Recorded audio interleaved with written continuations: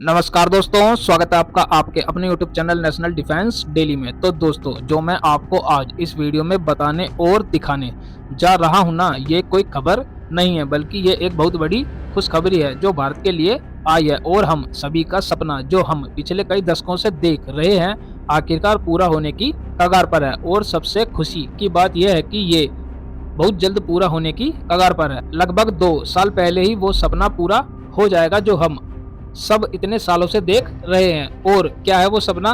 वो सपना है दुनिया की तीसरी सबसे बड़ी अर्थव्यवस्था बनने का। दरअसल पूरी खबर कुछ यूं है कि एसबीआई के आर्थिक अनुसंधान विभाग की रिपोर्ट सामने आई है और इस रिपोर्ट ने पूरी दुनिया को हिलाकर रख दिया है। और इस रिपोर्ट में बताया गया है कि अब तक पूरी दुनिया यही मान रही थी कि भारत 2029-30 तक दुनिया की तीसरी सबसे बड़ी अर्थव्यवस्था बन जाएगा और भारत जापान और जर्मनी से आगे निकल जाएगा। लेकिन अब यह पूरा आंकड़ा हाल ही में किए गए ब्यौरों के कारण धुंधला हो गया है, खासकर जर्मनी और जापान की आर्थिक स्थिति को देखते हुए। और तीनों देशों यानी जर्मनी, जापान और भारत की आर्थिक वृद्धि की गणना करते समय पता चला है कि भारत इस लक्ष्य को 2 साल पहले ही छू लेगा। जी हाँ, आपने बिल्कुल सही सुना, भारत 2 साल पहले यानी करीब 2027 तक दुनिया की तीसरी सबसे बड़ी आर्थिक महाशक्ति बन जाएगा। और ये सिर्फ यहीं तक सीमित नहीं है, क्योंकि इस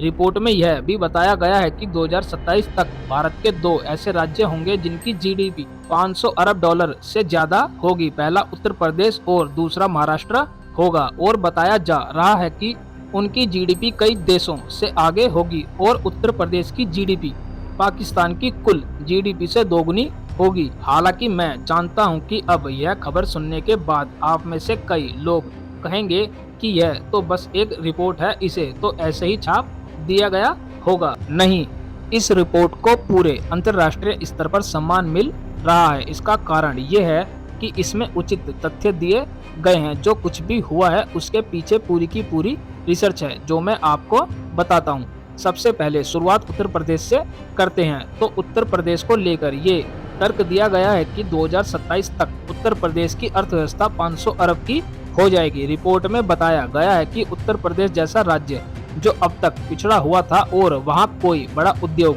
नहीं था, वहाँ कोई विकास नहीं हुआ था, वही राज्य पिछले कुछ सालों में इतना बदल गया है कि अब से महज 5 दिन पहले यह पहली बार रेवेन्यू सरप्लस राज्य बन गया है। और वहाँ उद्योगों से इतना राजस्व पैदा हो रहा है कि वह सरप्लस में आ गया है। और उत्तर प्रदेश सरकार ने खुद कहा है कि अब हमारे पास पैसे की कमी नहीं है। इसके अलावा उत्तर प्रदेश की जीडीपी ग्रोथ पूरे भारत में नंबर 1 पर आ गई है।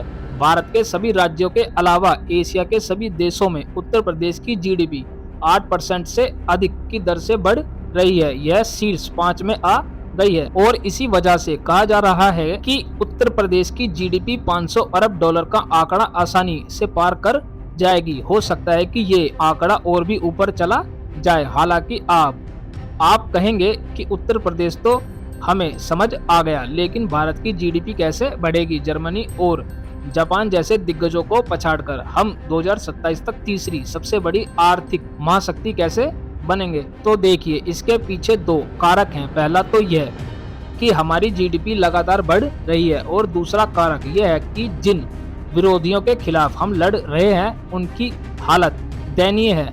सबसे पहले बात करते हैं चौथे नंबर पर बैठे जर्मनी की, जिसे हमें सबसे पहले हराना है। तो आपको जानकर हैरानी होगी कि पिछले 2 साल के अंदर जर्मनी की जीडीपी 4.5 ट्रिलियन से घटकर करीब 4.2 ट्रिलियन हो गई है। इतना नुकसान हुआ है जर्मनी की जीडीपी को।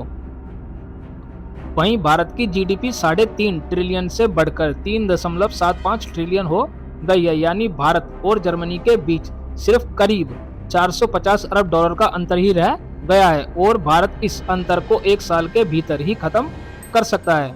इसके अलावा जर्मनी के लिए दिक्कत ये भी है कि जर्मनी की अर्थव्यवस्था लगातार सिकुड़ रही है, यानी जीडीपी ग्रोथ माइनस में जा रही है और लगातार घाटा हो रहा है। और आप अपनी स्क्रीन पर देख सकते हैं पिछले महीने के जीडीपी आंकड़े भी नकारात्मक आए हैं और इसलिए जर्मन अर्थव्यवस्था इस समय मंदी में है। इसके उलट भारत की जीडीपी ग्रोथ दुनिया में नंबर 1 है। तो स्वाभाविक है कि भारत जर्मनी को आसानी से हरा देगा। बात करें जापान की, तो जापान की हालत इससे भी ज्यादा बदतर है। दरअसल जापान में न सिर्फ जीडीपी ग्रोथ गिर रही है, बल्कि वहां की जनसंख्या में लगातार गिरावट आ रही है। आपको जानकर हैरानी होगी कि पिछले एक साल में इनकी आबादी में बहुत भारी गिरावट देखी गई है। इनकी आबादी लगातार गिर रही है और यही वजह है कि वहां इंडस्ट्री ग्रोथ नहीं कर पा रही है, क्योंकि इंडस्ट्री में काम करने वाले युवाओं की कमी है और इसका असर उनकी जीडीपी ग्रोथ पर देखने को मिल रहा है। लेकिन अभी भी भारत और जापान के बीच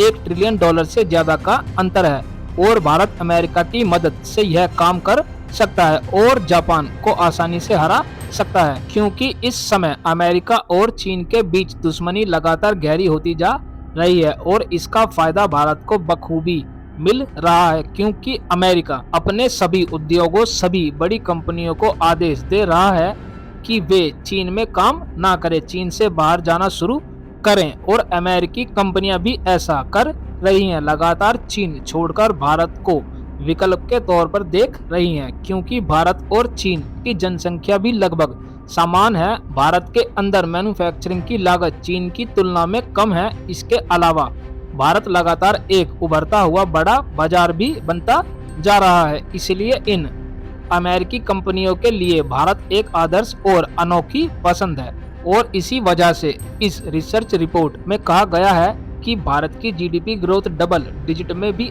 जा सकती है और इतनी तेजी से आगे बढ़ेगी कि पूरी दुनिया को पीछे छोड़ देगी। इसके अलावा और भी कई सारे कारक हैं जो मैं आपको इस वीडियो में नहीं बता सकता, क्योंकि वीडियो बहुत लंबी हो जाएगी, लेकिन फिर भी मैंने आपको जो मुख्य खबर थी वो बता दी है और आप ये भी समझ गए होंगे कि क्यों इसकी प्रबल संभावना है कि भारत 2027 तक तीसरी सबसे बड़ी आर्थिक महाशक्ति बनकर दुनिया के सामने आ सकता है। बहरहाल आप इस पूरी रिपोर्ट के बारे में क्या सोचते हैं कमेंट करके जरूर बताएं और साथ ही चैनल को भी सब्सक्राइब कर लें। फिलहाल इस वीडियो में इतना ही। Thanks for watching the video.